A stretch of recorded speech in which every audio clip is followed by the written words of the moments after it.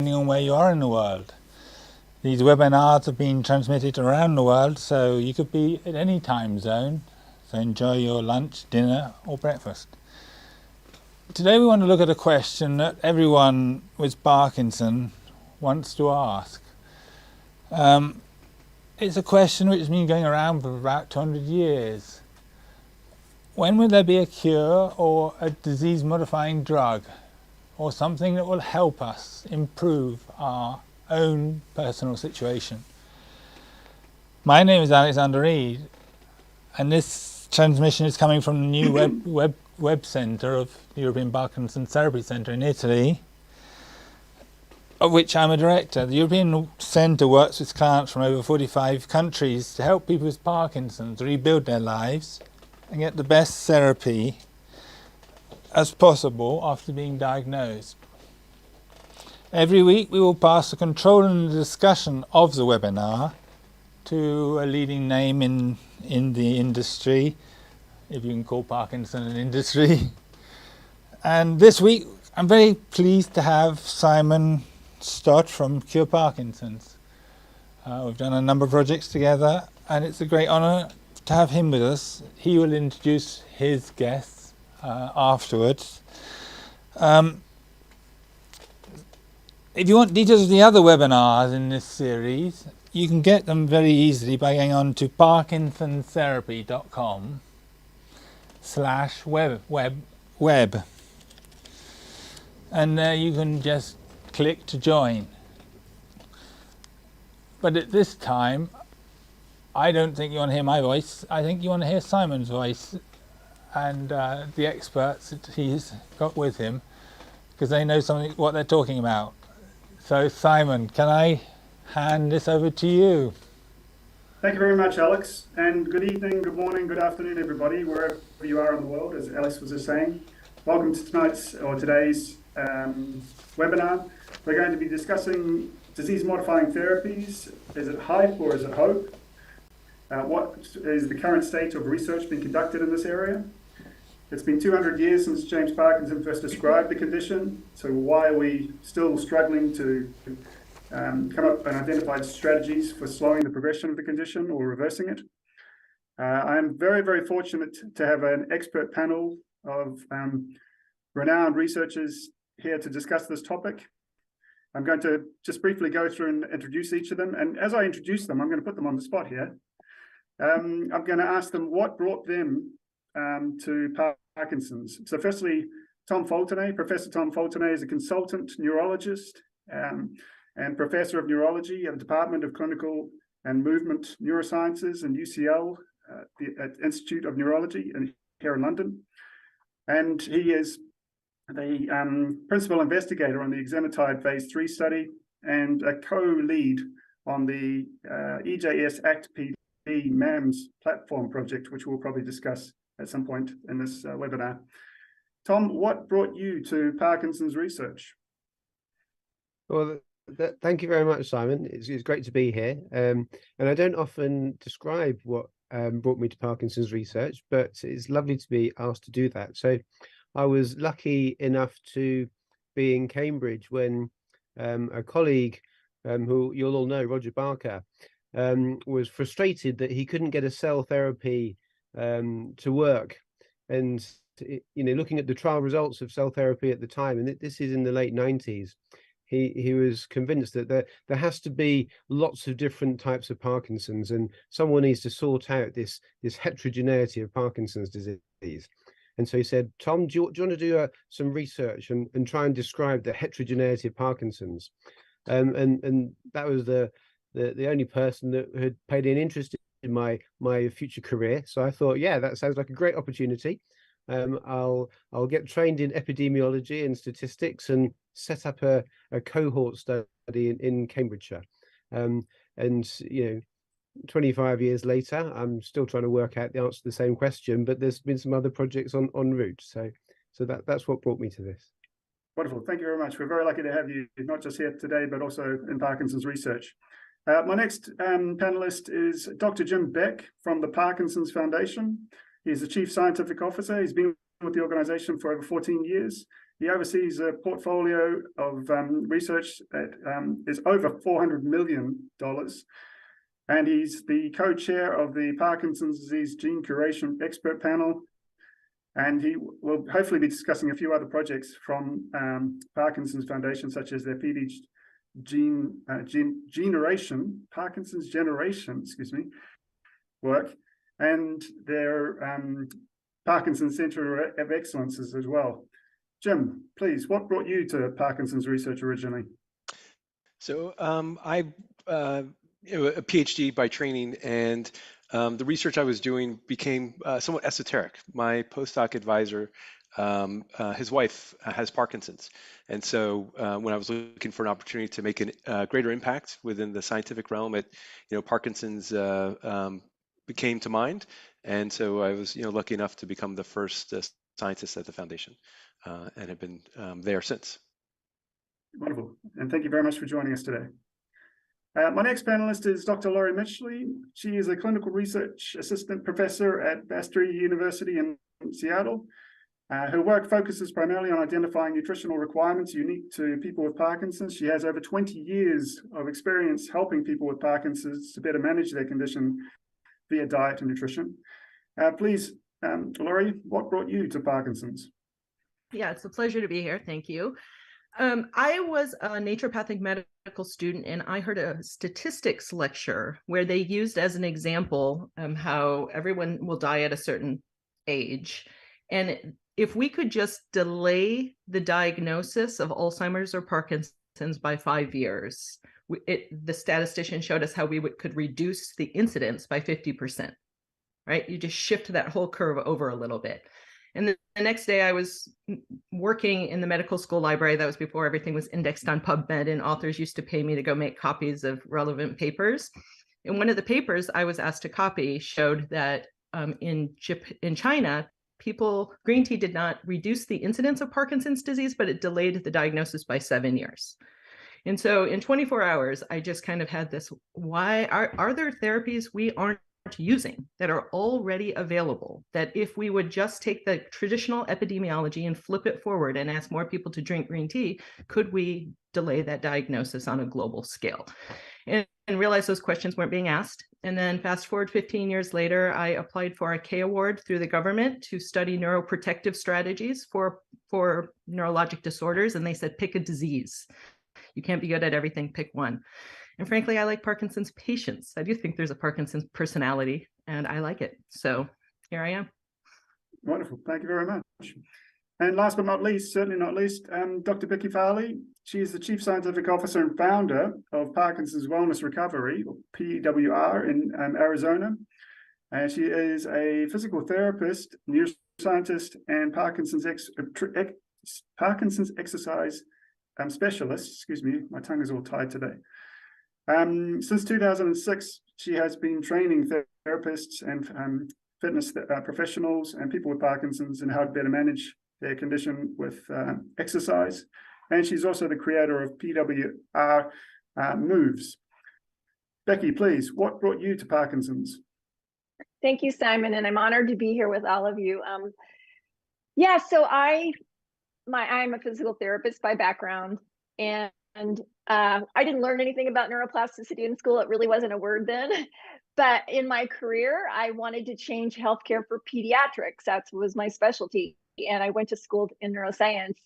And really, it was by accident. I had a postdoc at the University of Arizona, and I started working in research in Parkinson's and met a movement disorder specialist. And that happened to be the year that all the animal research came out, starting in 2000. And I was so excited and I thought it was so compelling that I was eventually really quickly and luckily got a grant to challenge people with Parkinson's like the animals. It was like, okay, the animal studies say start early, work hard, keep it going. And I developed a amplitude-based program, big and fast movements of the whole body. And that's in the process of doing that clinical trial, I discovered how much potential people had. It just blew my mind as a therapist. And I thought, oh, we need to train that potential. If they have it, why don't we keep them doing it? And so that's how I got started. I thought I would be more involved in research, but my passion was to change the healthcare system and paradigms. And so I started training people and opening a community center where we provide research-based exercise and physical therapy for life. And so it just took me a whole new path. Wonderful. Thank you very much for sharing. So what I'd like to do is start off with the first question that was given to us, which was, why has it taken, after 200 years, why is there still so little progress being made in slowing the progression of the condition? And before I pass this question to the panelists for discussion, what I'd like to do is just frame the context of the question here. Because when you look at the 200 years that has passed since Parkinson's was first described by James Parkinson in 1817, if you quantify the amount of research based on the number of research papers that have actually been published with the keyword Parkinson's, there's about 160,000 papers. But the interesting part of that is that 80% of them have been published since the year 2000. So 80% of the research has been done in the last 20 odd years. And it could be partly stemming from the genetic revolution that started with the identification of the first genetic risk factors back in 1997. But it still doesn't really explain why we're still struggling to find strategies that will slow or reverse the condition. So Tom, maybe I'll come to you first and ask, what have been some of the limiting factors in the past that have inhibited our ability to slow the progression of Parkinson's? Thanks, Simon. So, this is a complicated answer. It can be broken down into four main categories, in my view, and others will have their own views. I would start by, I'll give you the four headings and then maybe discuss a little bit of each. So in straight talk, the wrong drugs, the wrong patients, the wrong trial design, and lastly, not enough trials, so not enough bites at the cherry. So to go through those, just if you think about it, we have learned a lot over the last 20 years, and all the attempts at trying to modify the rate of progression of Parkinson's before we really understood the pathophysiology, as well as we do today, are of course, far less likely to be successful. Originally people used toxin-based models to judge if a drug might be helpful in slowing down disease progression.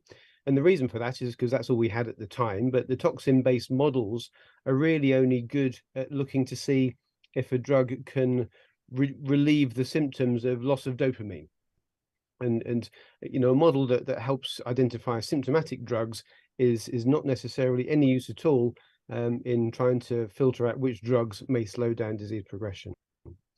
But since we've discovered the importance of alpha-synuclein as the component of aggregated protein in Lewy bodies, the fact that we know that duplications and triplications of alpha-synuclein are enough of itself to cause Parkinson's disease, having animal models that look at alpha-synuclein pathology and being able to test drugs that may influence the rate of progression of that pathology, and this is transgenic models or preformed fibril models, these agents that can be shown to be successful in the laboratory in those models are far more likely to translate to success in the human condition.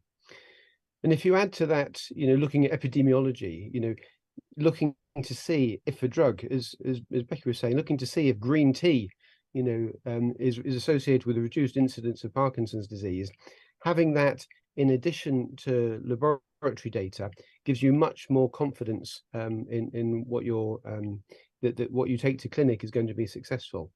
It has to be able to penetrate the central nervous system and get the blood-brain barrier to have its source of action. So it's not surprising that what we've done in the past has led to the wrong drug candidates being selected because the evidence was pretty weak.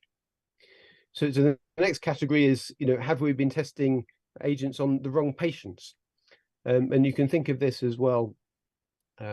If you test people who have had established Parkinson's for many years, perhaps you've missed the opportunity. And so there are a lot of investigators that are looking at prodromal Parkinson's, trying to intervene earlier, even before any movement symptoms have manifest. And perhaps that's a stage when the situation is more easily reversible. Again, because we've learned about genetics, it might be that some therapies are better targeted to a subgroup of patients. So people that have the LRRK2 gene, may be amenable to a LRRK2 inhibitor. People who have the GBA1 gene may be amenable to a GK chaperone or a GBA gene therapy. But those therapies may be perfect for those groups, but wouldn't be successful if they were targeted to the broader population. Now, the broader population is a very, very big group of people. The genetic subgroups, perhaps 20% or less of all patients with Parkinson's, and so we need to make sure we do address that broader subgroup of patients who have non-genetic forms of Parkinson's disease.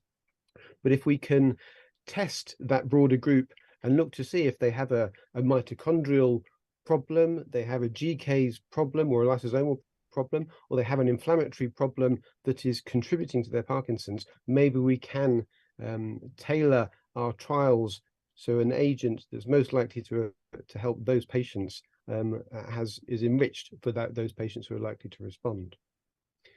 So the third category, the wrong trial design.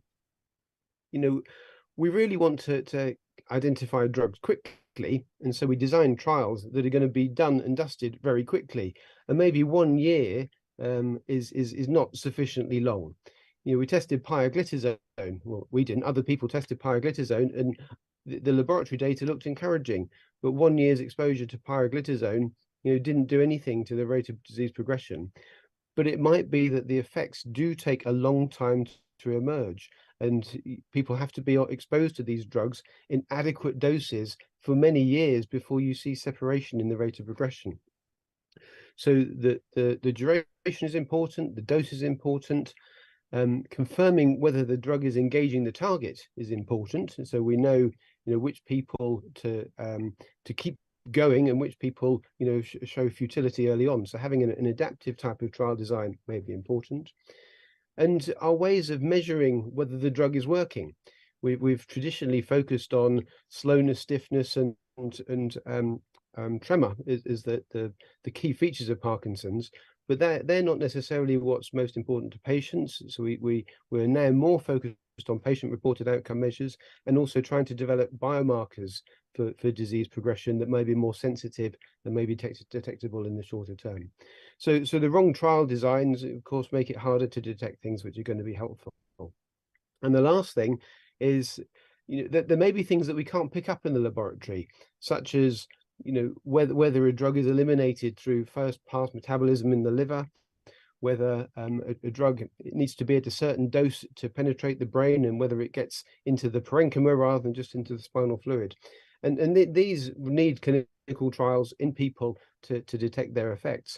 And so we need to do enough trials within of enough drugs that may be related to each other. That there could be a mechanism that works, but we just picked the wrong in a group of drugs of a particular mechanism. So we need to be doing a lot of trials, and this is what we can come back to, designing ways of being more efficient, doing more drug trials in more people to get results sooner. So those are my 4 main categories, but I'm sure other people have got lots to say on the subject as well. Indeed. Thank you very much for that. Jim, if I could come to you, please, and building on what Tom has just said, what do you think are some of the gaps in our current knowledge that we still need to address in terms of disease modification for Parkinson's? Yeah, I think Tom hit on some really key points of once you're ready to start looking at a potential molecule, potential therapy. I mean, those are fundamental issues that hinder us. But I think, even stepping back a bit further, if I may, just thinking about what's the fundamental cause of Parkinson's. We don't know. We don't know why Parkinson's progresses. As Tom alluded to, we don't know how to measure its progression. We don't know how to really, adequately diagnose people early in the disease to perhaps really at a key point for intervention. I mean, those are really fundamental issues. I mean, how do we solve something that is complex as the brain when we don't know really what's going wrong? I mean, we have an idea. Don't misunderstand us. I mean, I think everyone here on this panel can appreciate that a lot of progress has been made because people have hypotheses and are pushing the boundary. But DBS has been around for well over 25 years. Still don't understand its basic mechanism, and that's symptomatic. I mean, fundamentally, how does it work? Don't know. A lot of things we're trying to see when it comes to alpha-synuclein. We know that it is deeply involved, but the how, and the how is really critical because that allows you to design and think about how you can create a therapy to halt whatever pathological processes might be underway. Again, there are ideas and hypotheses, and that's what's being tested in clinical trials. But there's still, I think, a lack of knowledge fundamentally to really allow us to zero in and hit the bullseye on the first try. Wonderful. Thank you very much. And we're going to come back to molecules and drugs in a moment. But Becky, if I could come to you firstly, and just examine some of the factors that have been holding back the research on exercise and Parkinson's. Yeah, I agree. And we can take a 0 off that 200 because I think there's only like 20 years since the animal research where it's really been, exercise has really been brought to the forefront. So at that point, there was no research on Parkinson's exercise. There were no community exercise programs in 2000. The dogma was keep it easy, don't challenge people with Parkinson's, live a life free of care since the 1800s. And so it was quite a surprise, I think, people when they started to read the data in animals, and it so there was even a systematic review of the exercise and physical therapy literature in 2001, and they basically found no supporting evidence for it. So the good thing about that was I think it kickstarted a whole surge of exercise research. Everybody wanted to do high quality exercise research and look at different types of exercise. And so that was when it really was sparked and study design started to improve in quality. And we didn't even have any physical therapy guidelines to go by or exercise guidelines to go by in 2000. And, later they started to develop as the literature grew and the publications, quality of publications were together, meta-analyses were put out. So we now have guidelines in PTOT and speech. Thanks to the Parkinson's Foundation, we have guidelines for exercise professionals. And so, and those guidelines include knowledge and skills. And so that educational programs can start to develop so that there's actually Parkinson's specialized therapists and exercise professionals available in the community to do these programs and to implement the science. So that's been a big change, and it's continuing. So I think I just wanted to add that, the research is amazing and sort of I think it does offer a lot of hope for Parkinson's, but I think it's no small fact that the implementation in the real world of just exercise even is not a small thing. How do people access it? Who does it? And, there's so much we don't know about the implementation, and it's kind of taking off, but really it's sort of not organized and systematic, and it's not affordable to some people or accessible. So I think those kinds of problems are going to continue to be an issue in the future as the study quality has gotten so much better. So there's still a lot of knowledge gaps, although I think people should certainly be doing it and getting started. But I think we haven't really reached what is the type of exercise, aerobics or skill training, and how do you merge those? And does that differ across disease severity? The issue with dosage is, yes, some physiological physiological changes may depend upon high intensity exercise, but physical activity in general improves the symptoms and living with Parkinson's, the quality of life. So different types of exercise, different intensity levels, maybe are good for different things, and we shouldn't just exclude one because high intensity looks so good. So yeah, I think, and then I think we have the same problems with measurement. You know, there's more than one pathway, fortunately. I think, especially I feel in exercise that there's many, you know, you can have clinical changes in symptoms, you can have physiological changes in the brain, you can have functional changes in their mobility, you can have just quality of life. So all of those things are important to living with the disease, even if it's not a physiological halting of the disease. So Indeed, wonderful, thank you. We'll come back to exercise certainly a little bit later in the webinar. But firstly, I'll just go to Laurie and ask Laurie, why is it that there isn't more focus on diet and disease modification in Parkinson's? Diet is such an applicable thing for people with Parkinson's. Surely there'll be a lot more research.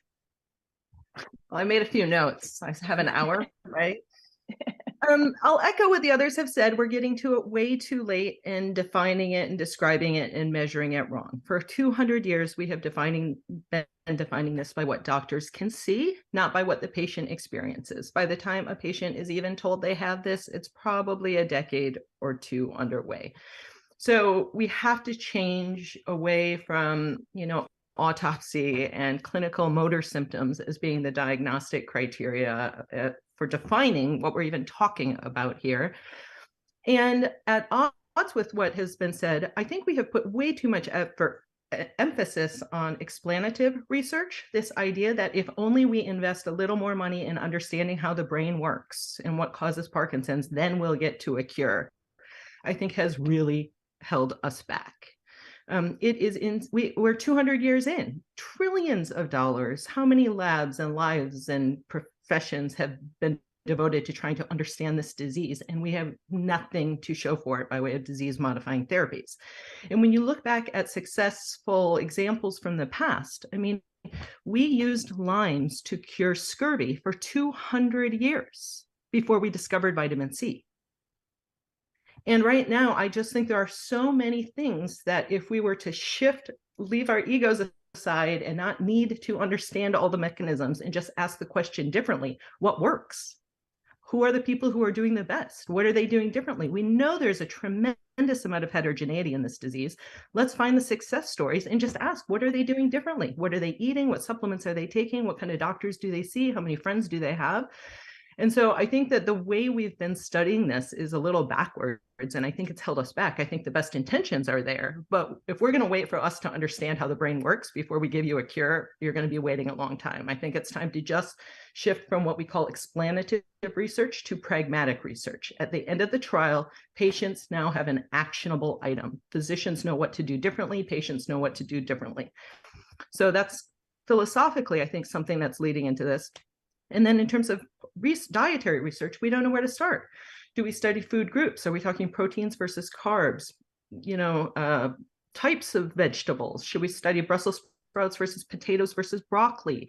Micronutrients, you know, glutathione in food, NAD in food, CoQ10 in food. Maybe it's not even diet, it's nutrition, like sunlight and vitamin D and things like that. So I think we don't know where to start with food, and I think we don't know how to ask the questions. I think Nurses Health Study was the first group to ask questions about diet in Parkinson's disease. And the way they ask the question is, how many servings of green beans have you eaten, you know, this week? And in parentheses, fresh, frozen, or canned. I mean, that's all the same line item. There is no way to distinguish between frozen and canned.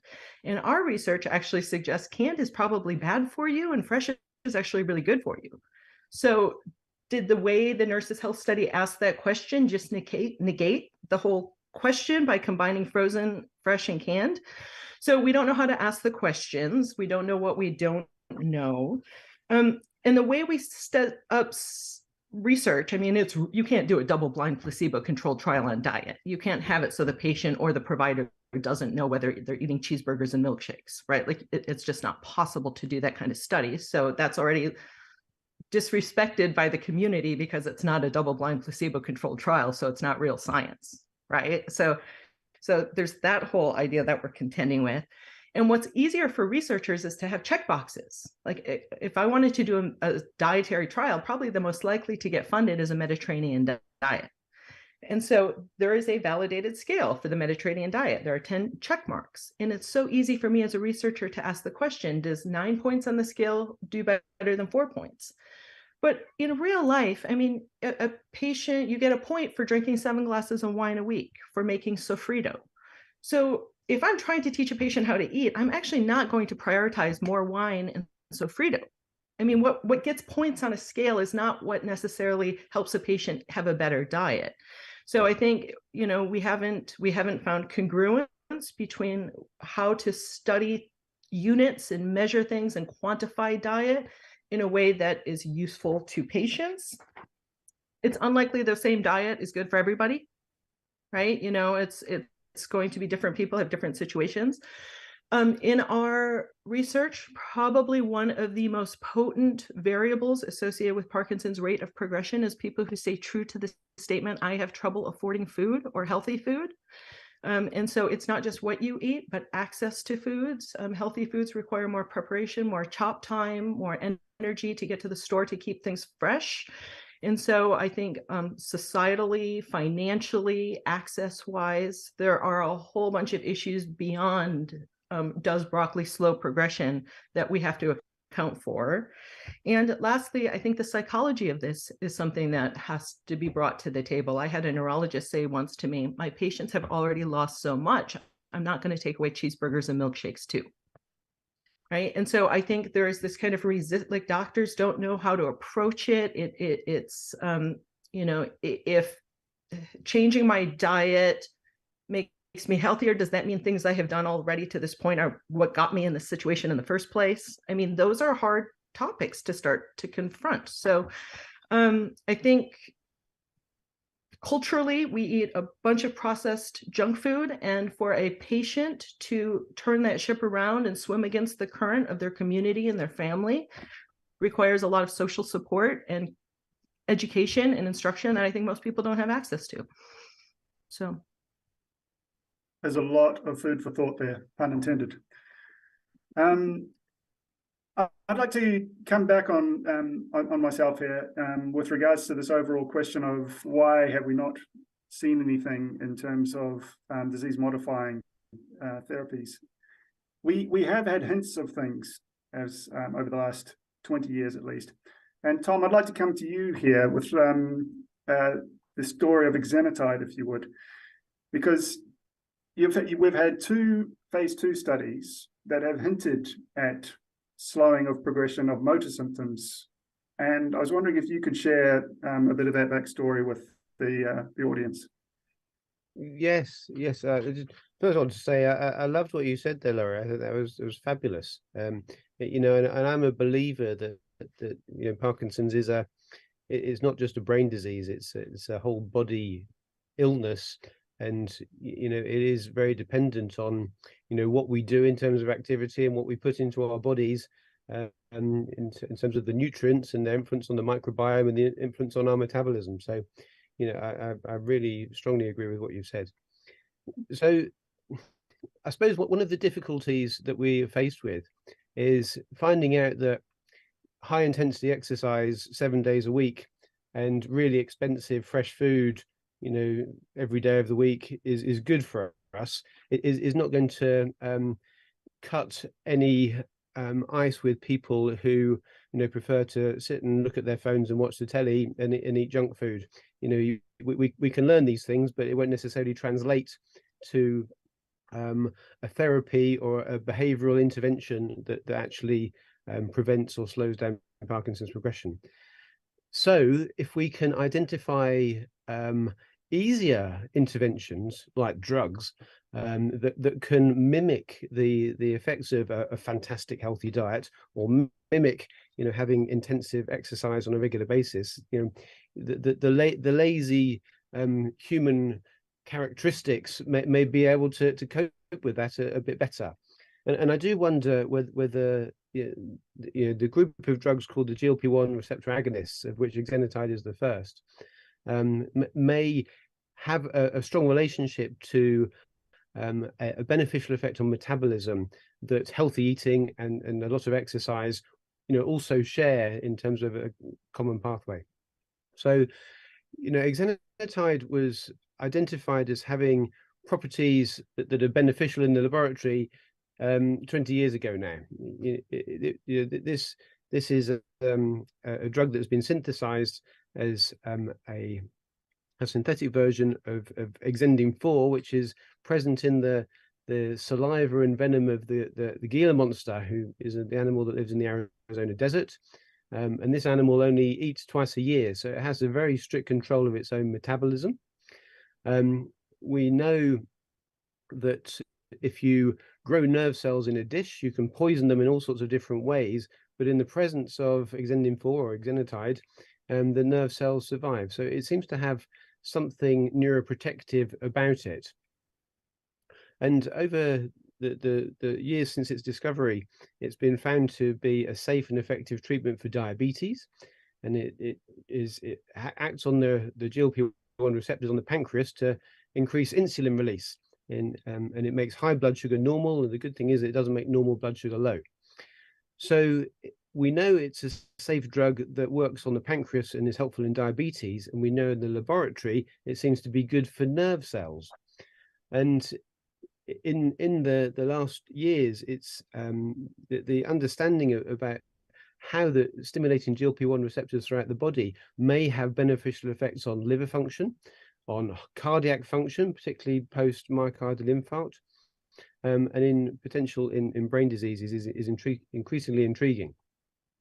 So based on that original work saying it might be neuroprotective in the laboratory, there's been a number of animal models, and this includes the toxin models that I was talking about earlier, the original dopamine toxin models, but also some of the more recent alpha-synuclein models, all of which show that it can have beneficial effects on nerve cell survival or in animal models of Parkinson's disease.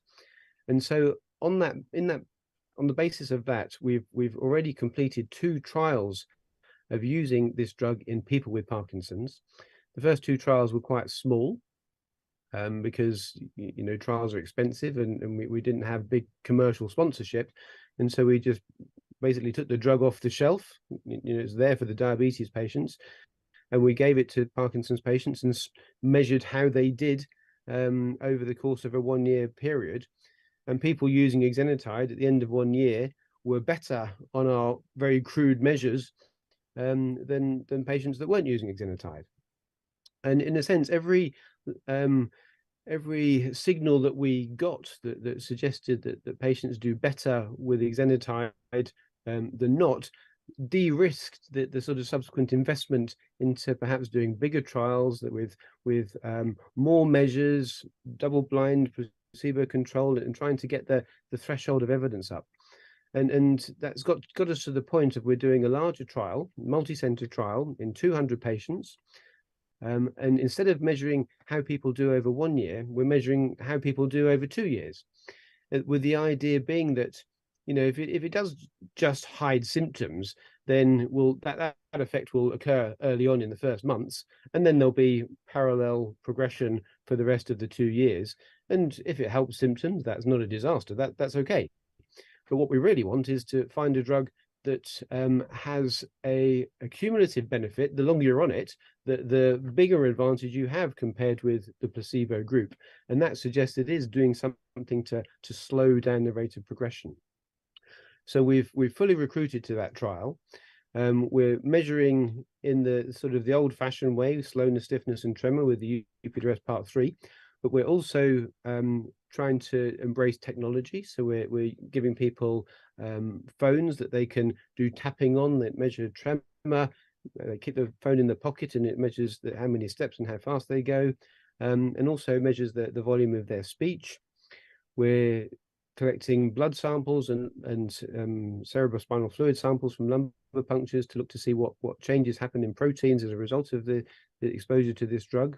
We're doing DAT scan imaging to look to see whether there's change objectively on the number of dopaminergic cells in the brain.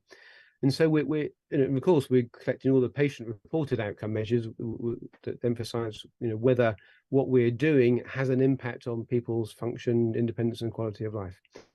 So we'll finish following people up in February 2024, and hopefully we'll identify that as a group, patients are better off using exenatide than people that are not using it, and that the amount of benefit increases with each month that they're exposed to the drug. I fully expect there to be a group that benefit the most and a group that don't get much benefit from exenatide, and we can learn about how better to select people, with a therapy. But we just have to hope that the signal from those that respond is big enough that it's detectable within the larger group. So we are going to become better at enriching and more intelligent about which patients to put into trials.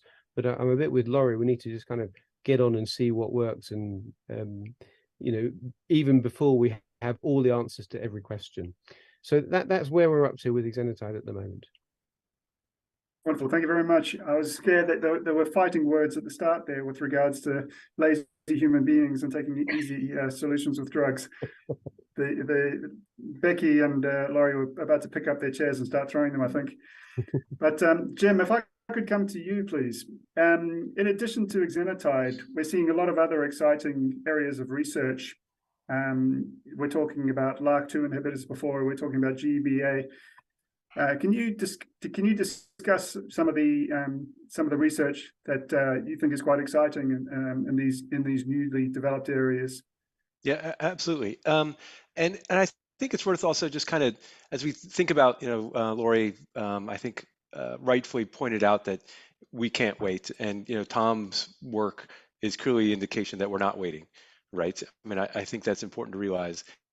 And as we just put this in context, think about levodopa. I mean, it's been around for 50 years, but it's been remarkable how successful it has been. And when you think about the clinical trial process for levodopa, it was 6-7 years of failure after failure. And it's hard for people with Parkinson's today to believe that this drug, which, if Tom or is your clinician or someone else prescribes, has such miraculous effects on how they feel, that we almost perhaps didn't get levodopa as a drug until someone, George Katsias, took a really kind of harebrained approach to thinking how he could solve Parkinson's disease. He was trying to make the substantia nigra black again. The dopamine will oxidize, and the melanin formation as a result of that might solve Parkinson's disease. So he was giving people, something on the order of 8 grams of it was dopa back then, as a way to solve their Parkinson's. And so I think it's that kind of out of the box thinking that's going to be really important to help address an area when we have limited knowledge. And so when it comes to genetic forms of Parkinson's disease, genetic forms of PD are rare. So maybe 10-15% of people will have a direct genetic connection to their Parkinson's disease. And 2 of the most common mutations that people may carry relate to the GBA1 gene or the LRRK2 gene. Those are by far the most common ones that are around. And what is important about these mutations is that even though they affect a small number of individuals, is that they are a direct link to someone developing Parkinson's disease. So it provides that first step as to understanding why did someone develop this disease. And so therefore it provides a platform upon which to try to solve it. And so some of the easy ways with which to do it, I shouldn't say easy, but more straightforward approach ways of doing it is with LRRK2, it's an enzyme. And so the mutation causes this enzyme to become overactive. It's like a car with a stuck accelerator. And so the medications that are in development work to lower the activity of this enzyme, or perhaps even lower how much is being made in the body overall. And conversely with GBA, it too is an enzyme. And what the problem with that enzyme is it doesn't function properly, or I should say, it appears to the body that it may not function properly. So we have a very good quality control system inside of our cells, and so the proteins never make it to where they need to go in order to perform their function. And so medications in development help that protein fold. Proteins are like little pieces of origami, and they fold intricately in order to do their function. And if they don't fold quite right initially, again, that's the quality control, it sends it out. And so these medications help the protein fold and get to where they need to go for the GBA protein in particular, that enzyme. And so I think there's a lot of hope here with genetic approaches to Parkinson's disease. And even though only a handful of people may have a genetic link to PD, there seems to be some individuals who have too much LRRK2 protein or not enough GBA protein that they're making. So they might be able to benefit from medications if they prove successful. But I think ultimately it's going to come down to, as Tom highlighted at the very beginning, choosing the right patients in the right time, the right dose, in order to really ensure that these potential therapies meet with success. And so one of the things that our foundation is doing in the US is offering free genetic testing and counseling to people with Parkinson's, so that as these trials become available, one of the key limiting factors for any clinical trials is able to recruit people into the trial.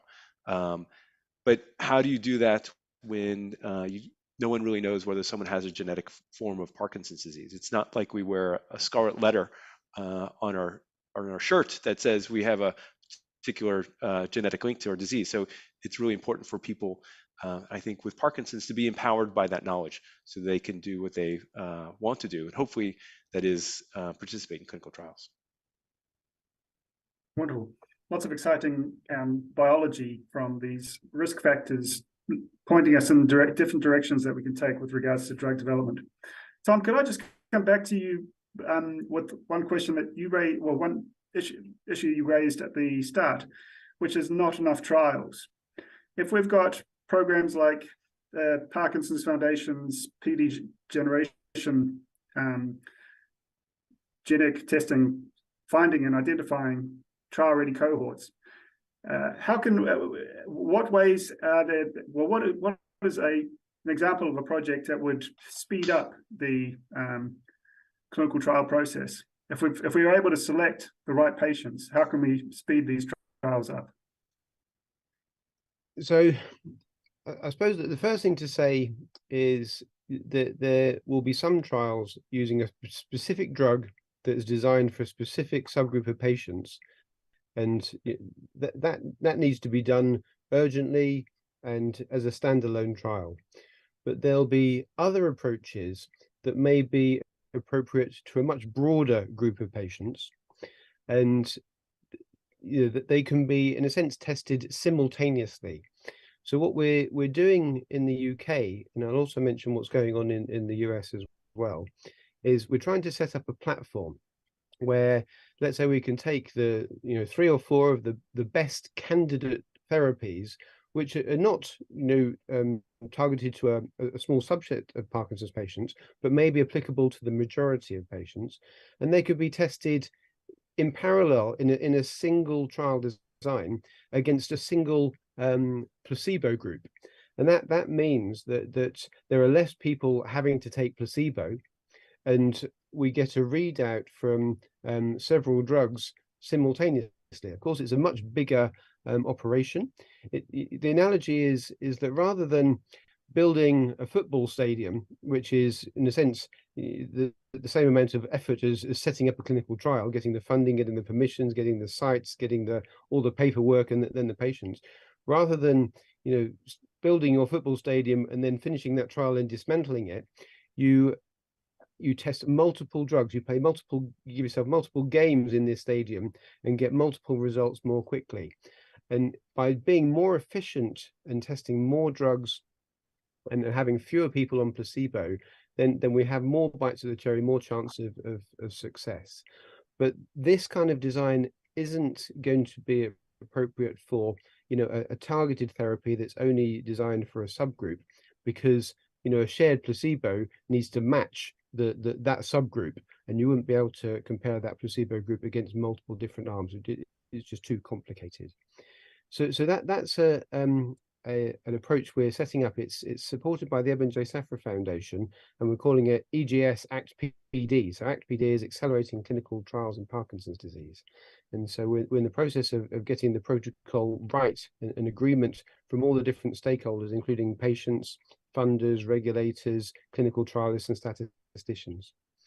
There's another platform trial that's being set up called Pathway to Progression.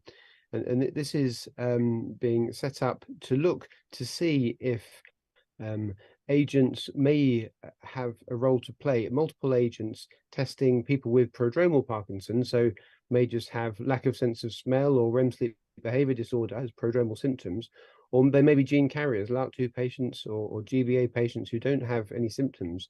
And then within a large cohort of such individuals, you can invite the best candidates from industry to then, in a sense, pay to play. That there are the patients already there that are willing to get involved in clinical trials.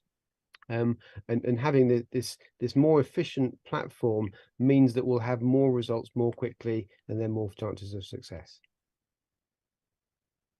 One of the exciting things about the ACT-PD project that I find very compelling is it's multi-arm, multi-stage, but it's the adaptive component. Can you just quickly discuss what that means? So the idea is that the best candidate drugs are taken, and recruitment can continue with a plan to going all the way to a phase 3 efficacy evaluation.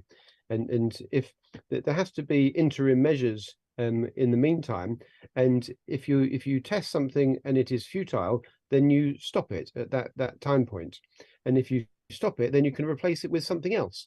And so you can always be testing 3 or 4 different drugs against a common placebo.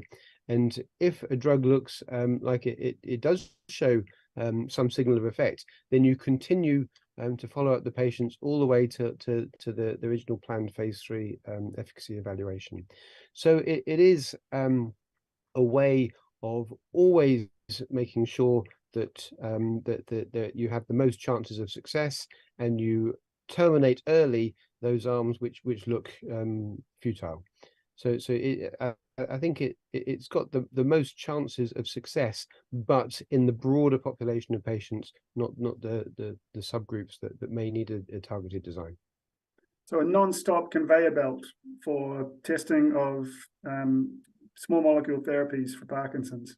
Is exactly what people have done in cancer for 20 years, and they've been very effective in developing cancer treatments, because new diagnoses of cancer, they get offered a choice of different trials on day one, so there's immediately hope. It's not a message where, well, unlucky, you have to just deal with your problem. There are ways forward, and people can have optimism, and that's what we want to have available for Parkinson's patients. That every new diagnosis, or even people that have had Parkinson's for years, can be invited to be involved in a big platform trial that will churn out results year on year. Fantastic! Sounds very exciting. It'd be fantastic if we had a non-stop conveyor belt process for exploring diet in Parkinson's and disease modification. I'm kind of disturbed that of the 11,000 papers that were published last year on PubMed, the search engine for research, scientific research, or medical research, excuse me, of 11,000 that were published, only 403 had the keyword Parkinson's and food. And if you type in the keyword diet, it's even less. And less than 2% of all the research that's been published on Parkinson's has involved food and diet. And yet we know that coffee, for example, is associated with a reduced risk of developing Parkinson's. And vitamin B12 levels, we also know, are associated with a reduced risk of Parkinson's. Laurie, how can we increase the amount of research that's going on for diet and Parkinson's? You tell me. No, yeah, there's so much that needs to be done. just to tag on to what has already been said, I love these adaptive trial designs. We have to do a better job getting a more diverse cohort of people enrolled. I've run multiple 6 or 7 Parkinson studies now. We have way too many people of high socioeconomic brackets enrolling in clinical trials. It's easier for them to take time off work, and they're more aware of who's doing the research. And at the end of the day, we do all these great studies, and we're enrolling a lot of the same people, and they're not necessarily reflective of the diversity that exists. We eliminate people with dementia, with depression, and pretty soon we've kind of narrowed down our target research cohort so that I'm not even sure that it any longer reflects the group we're trying to serve. And so we have to be a little careful too about inclusion and exclusion criteria as we move forward in some of these big trials. In terms of how to get more research done in nutrition, I really don't know. I mean, I can't tell you how many people I ask at how many different organizations what needs to happen. And the soft science concept, I mean, it's harder. It's more difficult. We don't even know what we should be teaching. I mean, if you gave me a bunch of money and said, go study diet, I'm not even sure what I would put in the package. We've got 30 years of data that suggests the more dairy you eat, the more likely you are to get Parkinson's disease. Find me a handful of movement disorder docs who tell their Parkinson's patients, hey, you might want to limit dairy, right? We even have some prospective studies that suggest that dairy is associated with faster progression. And again, what we know, what we spend money on, and what we implement are radically different things. And so I just think there has to be a more cohesive conversation. And this switch towards, it's called clinical epidemiology. All of the research that we have had, the vast majority of research that we have on diet and Parkinson's right now really ends with diagnosis. The more coffee you drink, the less likely you are to get Parkinson's disease. The more green tea, the less likely you are to get Parkinson's disease. The more dairy you eat, the more fried food you eat, the more meat you eat, the more likely you are to get Parkinson's. But we don't know much about from the point of diagnosis forward, right? Can you change your diet and get different outcomes? That's actually the only thing patients want to know. And it's the only thing, it's the question clinicians are least able to answer. So I think shifting away from what causes Parkinson's and doing more, point of diagnosis forward research, getting better at quantifying diet, right? Not all green beans are created equal. I mean, if I'm paying, twice as much money at the local co-op for locally grown organic seasonal green beans, and Bob down the street is eating canned green beans, those are two very, very different situations. So we can't just study green beans. We have to study how they've been grown and transported and processed and what they've been sprayed with and how they're prepared. Are they fried or are they steamed? And so in spite of diet being kind of dismissed as weaker, softer science, it is way more complicated than red pill, green pill.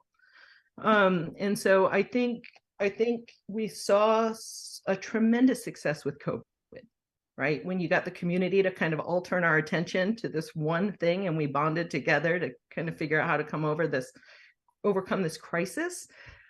I really do believe we already have much of what we need to put together a package. I mean, we have the patients, they're eager, they're committed, they're participating. We have decades of data. I just think it's time to start to quantify who are the people who are doing the best and what are they doing? How many servings does it take to get the desired outcome? Try kind of this pilot project and then ask, is it scalable? And kind of let's make understanding it a little bit secondary. Who cares if we understand whether fiber is feeding the right bugs in the gut or what fiber is actually doing? Let's just ask the question. If we increase the fiber in the diet, does that change anything? And the other thing I'll just say before that is we're not going to get successful outcomes if we only study fiber, if we only study blueberries, if we only study broccoli, if we only take away fried foods. This is a package. I mean, you can't have a smoothie for breakfast and pizza for dinner and think they even each other out. I mean, and so I think the other thing that makes it incredibly, incredibly important and difficult is to kind of not only, we live this culture where you take something. If you have a problem, you take there's something you go do. You eat more broccoli, you take more pills, you take more stuff. And it's actually kind of a paradigm shift to start taking things away, right? Like, oh, this thing that I've been doing every day might be hurting me. And that's actually a harder pill to swallow, actually. It's as was said, a lot easier to take something. It's harder to change something or give something up. And quantifying it. I think the most successful, like, Mediterranean diet, mind diet, the things that we have done so far that have given us a little teeny bit of headway, what they have uniquely done is they have done a great job defining it. You know, you get 10 points, a point for each one of these boxes checked. I don't know that that's necessarily the right list for Parkinson's disease, but it's a good starting place. And I think it's a template we should try to follow. In my clinic, I've put together a point scale where you gain points for certain foods, you lose points for certain foods. And I challenge my patients to try to get 50 points a day. I mean, something along those lines, I think, where we can both quantify it, but give patients a little cultural flexibility to get their points in different ways, in different forms, is probably where I see nutrition research moving forward. Okay. So we've got a lot of exciting research coming through with regards to small molecules being developed, exenatide, etc., and we're building these platforms to test them. What, in terms of diet, could people be doing? We have a large audience of people with Parkinson's watching this video. What could they be doing today in order to help themselves with regards to diet and nutrition? Our data suggests, we've been following 3,000 people over the last 8 years with 95% confidence. We can say that after adjusting for age, gender, income, and years since diagnosis, the people who eat the following foods are doing the best. The more fresh vegetables, fresh fruit, nuts and seeds, non-fried fish, olive oil, coconut oil, beans, green tea, wine, water, fresh herbs, farro, quinoa, teff, those ancient whole grains a person eats, the better they do over time. The fewer symptoms they have, the higher their quality of life. Conversely, the following foods are associated with faster Parkinson's disease progression, as defined by more patient-reported symptoms over time.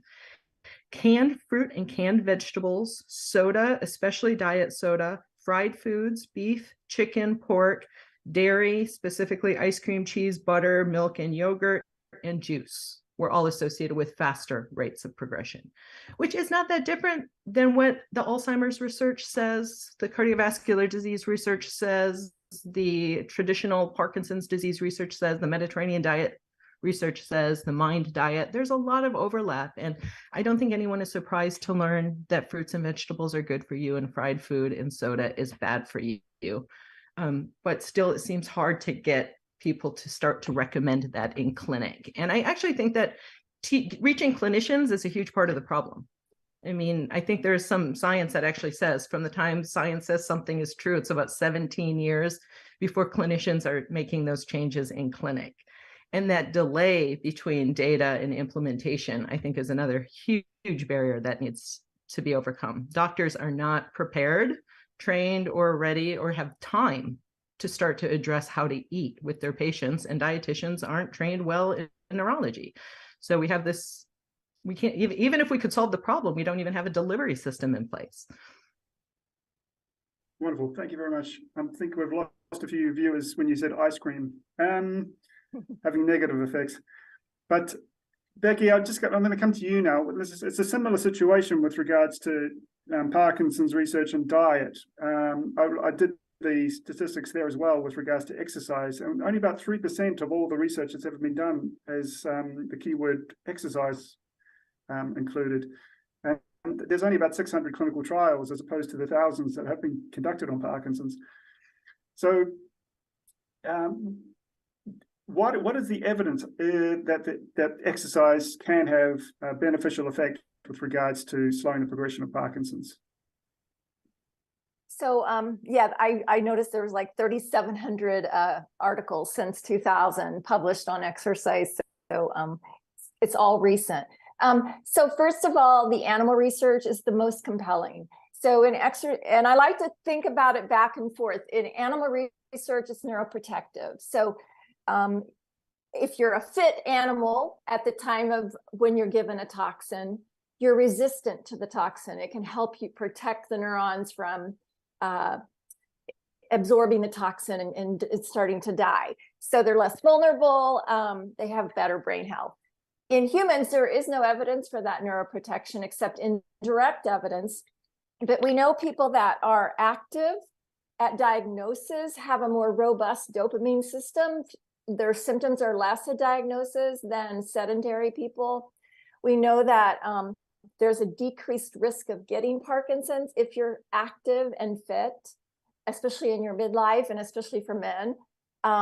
We know there's slower motor and cognitive decline, even in people after they have Parkinson's, that continue to sustain activity. So, and higher is better, but it's the sustaining activity that is critical to that protection and that ongoing maintenance of fewer, reduced motor symptoms and cognitive decline.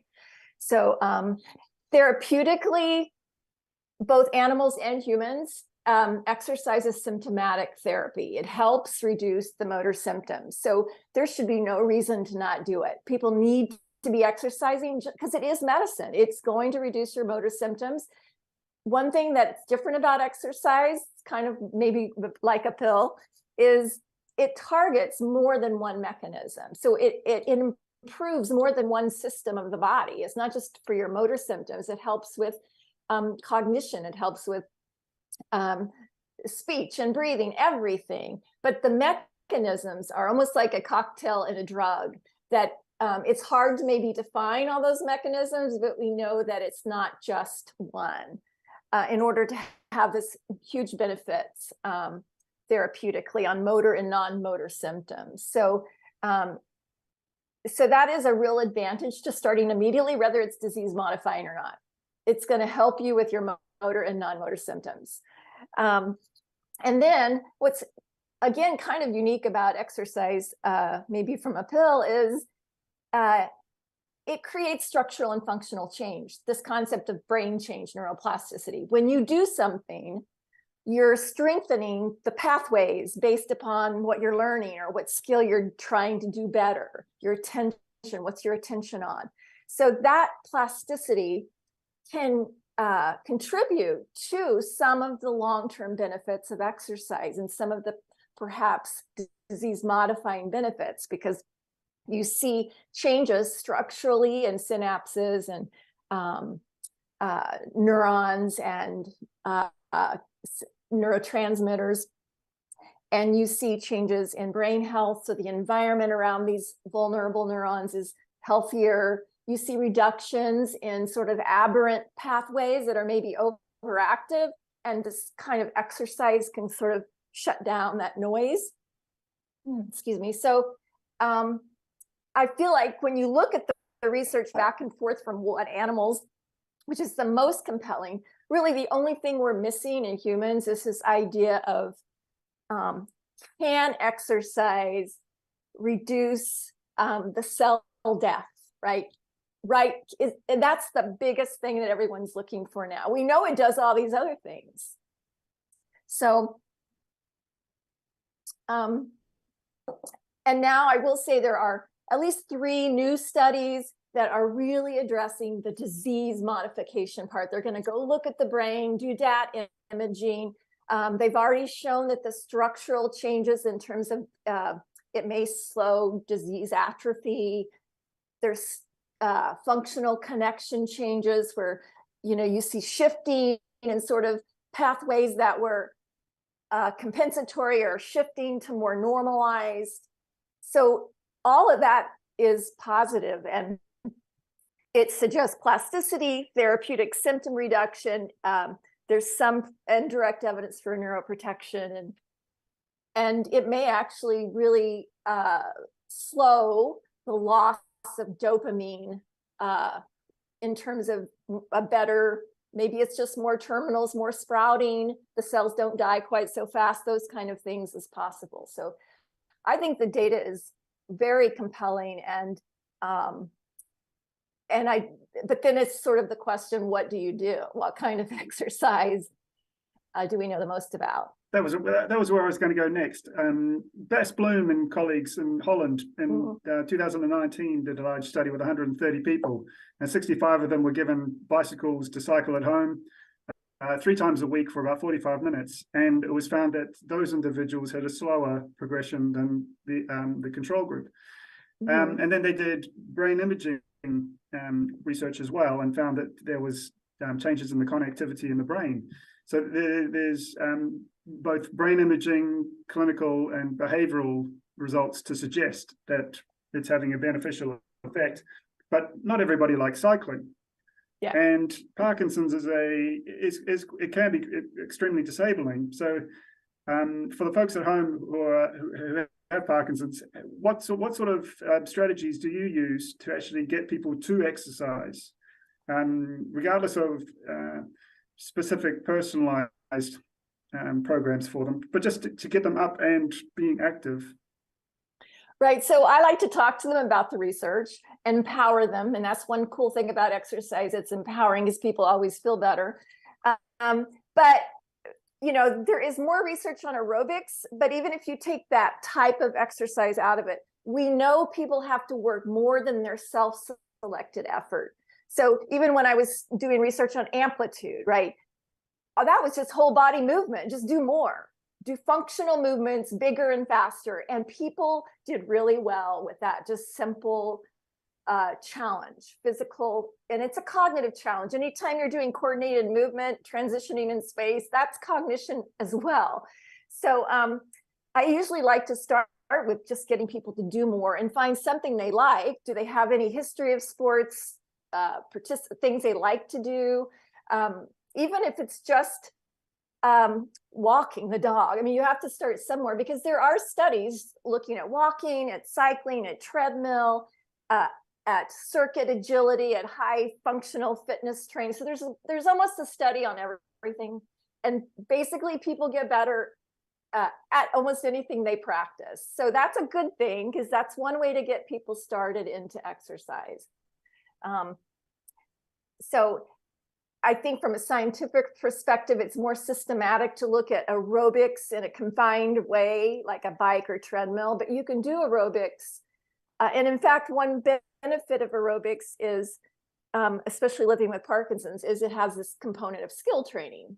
And we know skill training promotes more plasticity and more brain change, because you're really engaging attention and learning. So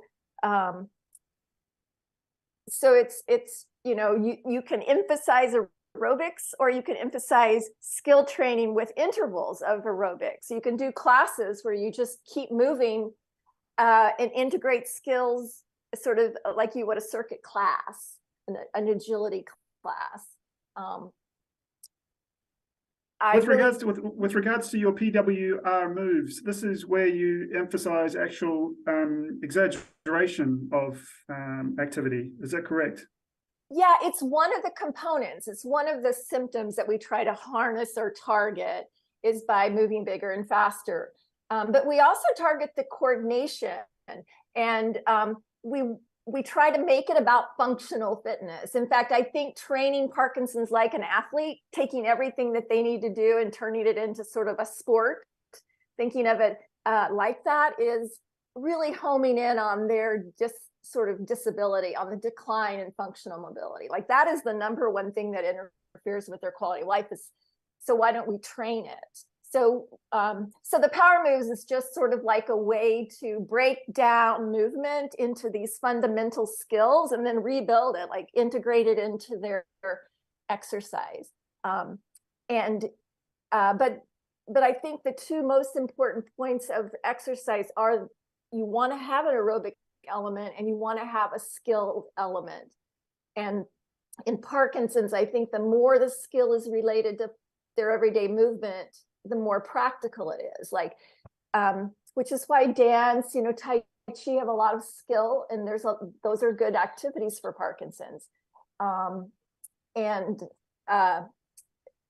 You know, because you want whatever you do to generalize to their daily movement, which is the problem. So Okay, wonderful. There's a lot of, again, food for thought there. Jim, if I could come back to you. I know that the Parkinson's Foundation has done a lot of surveys around exercise, etc. What have been some of the results there? So I think, as Becky has pointed out, that exercise is one of the few opportunities for a person with Parkinson's to really improve their symptoms. I mean, it is so critical, and it's been a tremendous change from where we've seen where people were not offered and suggested exercise to now it's we're seeing that for people who come in through our Parkinson's Outcome Project, which is tracking people at our centers of excellence, that about 40% are being referred to physical therapy, which is fantastic. Based upon analysis of our data, we've seen that people who have engaged in physical activity of at least 2.5 hours a week see a slowing of the decline in their quality of life. I mean, these are in addition to what Becky's doing, as well as others, real indicators that exercise is important. It's a way with which to, again, for a person with Parkinson's to gain control of a disease which they don't have a lot of control over. But I think to Becky's point, whether it's actually stopping or slowing the disease, perhaps doesn't matter. I think what it leads to is such an improved quality of life. Exercise, like diet, as Laurie's pointed out, is like a rising tide. It raises all boats. So overall health is better. So a person with Parkinson's, in my opinion, can deal with their disease better, as well as other factors that go along with an aging body that we're all beginning to experience. So it's something that's is a medicine and needs to be taken regularly. And one of the other factors with exercise, Becky, is that it can be quite social. I think Laurie's research has previously shown that loneliness is or social isolation is one of the highest indicators of clinical progression. And exercise can be extremely social, can't it?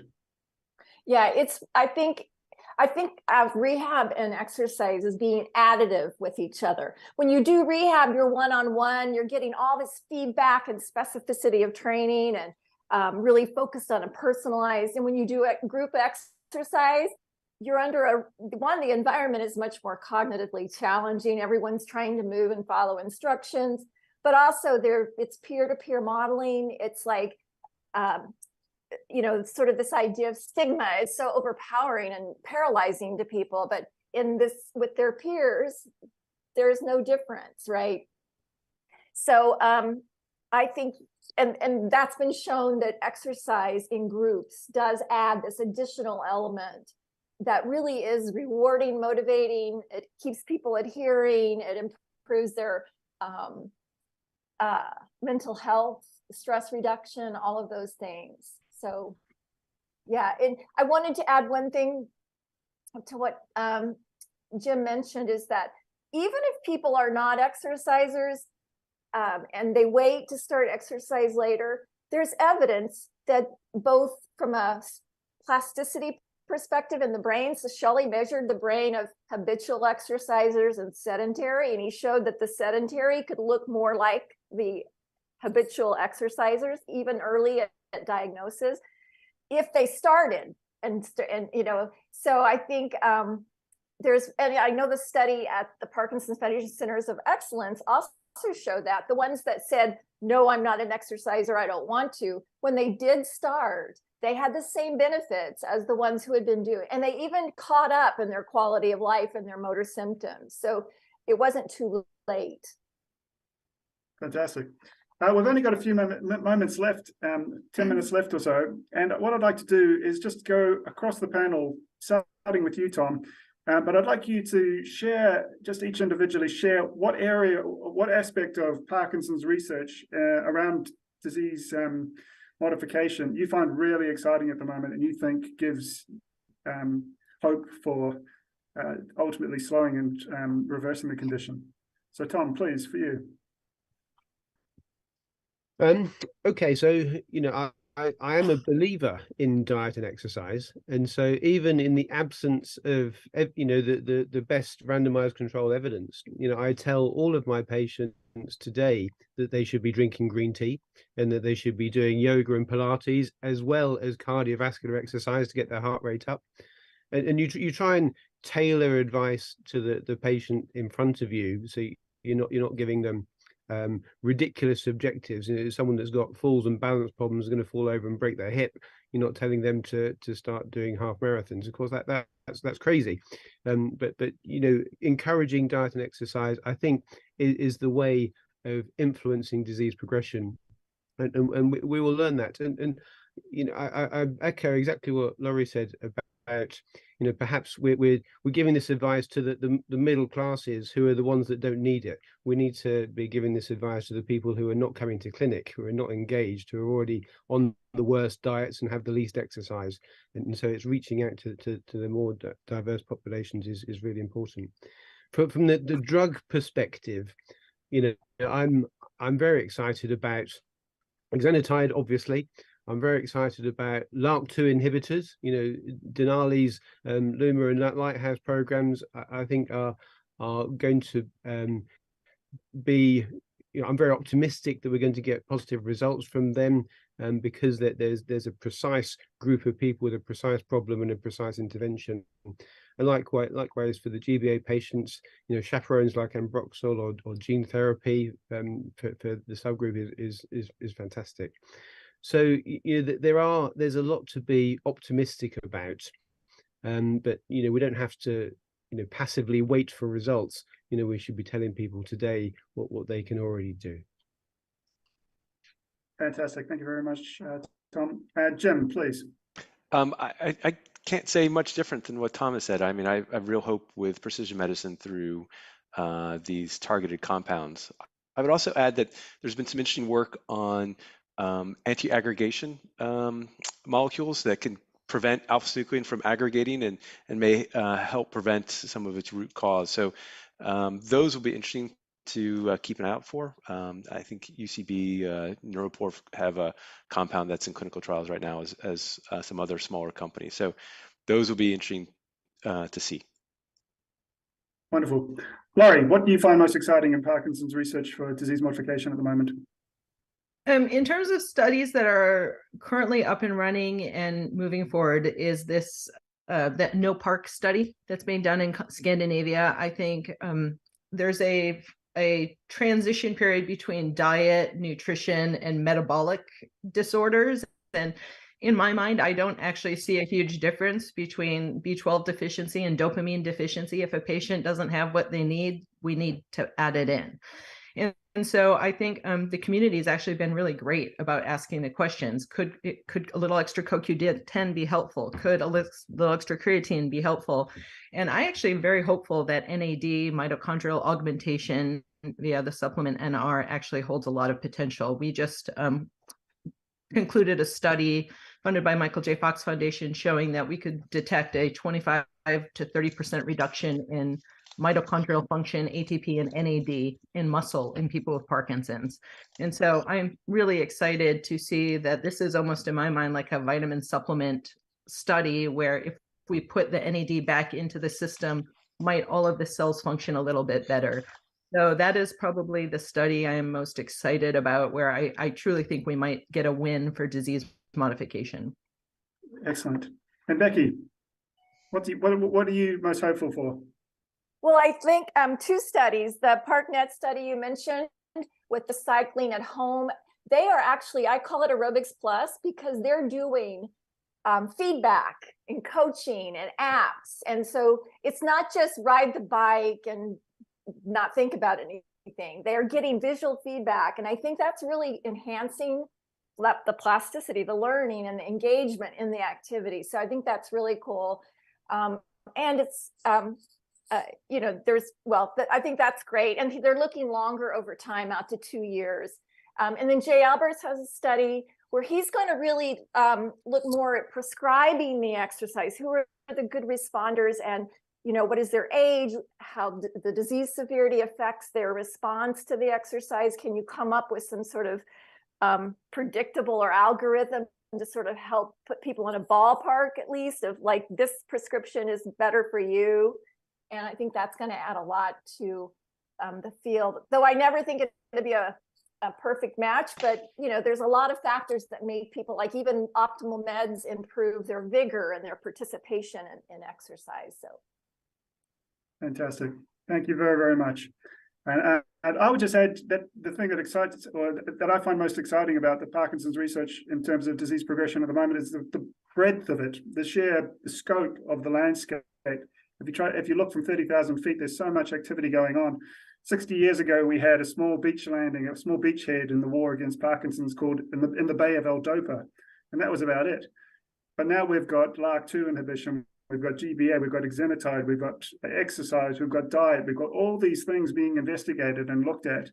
And I think an important part for the research community is actually to disseminate better the information that is being produced to the Parkinson's community as at large. Unfortunately, we are at time now. So what I'd like to do is thank our sponsors today, which is firstly the European Parkinson's Therapy Centre, with Alex Reed, who's coordinated this, and also Parkinson's Europe. And I'd also like to bring everybody's attention to the next episode, or the next webinar in the series, which is what can we do for ourselves? And I believe Alex is going to be hosting that one himself on the 30th of the 11th, or 30th of November, excuse me, and that'll be at the same time. So Alex, I'm going to hand back to you now. But thank you very much for this opportunity. And thank you also, just to repeat, thank you very much for all of my panelists today. This has been really, really excellent. Very much appreciated. Yeah. Thanks for the opportunity. Really appreciate it for everyone's point of view. I've noticed the comments going through the chat have been very positive. A lot of frustration showing through, but then you'd expect that, wouldn't you? If you've got Parkinson's, you want a cure tomorrow, not in 2 years or 10 years or 15 years time. We're very impatient people, but we're also very lazy people. So exercise definitely is an interesting concept. I'd like to particularly just mention that we work with Becky with PWR here in Italy. We actually teach physiotherapists throughout Italy. The PWR technique, having sent our therapists over to Arizona, and we've found some remarkable results with PWR. I'm quite sure it'll be the same with PD Warriors or with LSVT Big. I'm not making comparisons. But I must say, exercise, we've seen, even in only 4 days of exercise, has changed people from being in a wheelchair to walking. I mean, really impressive results. I mean, if you don't believe it from a research point of view, you just have to see these guys' faces on the last day of the week, smiling and happy. So thank you for all the work that you've done, Becky, and all the work you're doing in nutrition and on the medical front. I'm not over enthusiastic or thinking that there'll be a new drug coming out tomorrow, from what I understand. So I won't hold my breath, but I will get excited knowing that there are lots of channels and activity that are being followed through. In terms of the nutrition, we have a nutritionist here who tells me I eat terribly, so I'm not even going to say anything because I'll get in trouble. I do have with me today actually José de Domingos from Portugal, and also a couple other people who have been watching and listening and nodding their heads, so thank you for your help. José worked, of course, with Bass back in the old days. Thank you very much. We're going to go into the closing music, and you can see all of this on the Zoom on the YouTube. It's all recorded there, and you'll even be able to hear the music because you won't hear it now. Take it away, Maestro.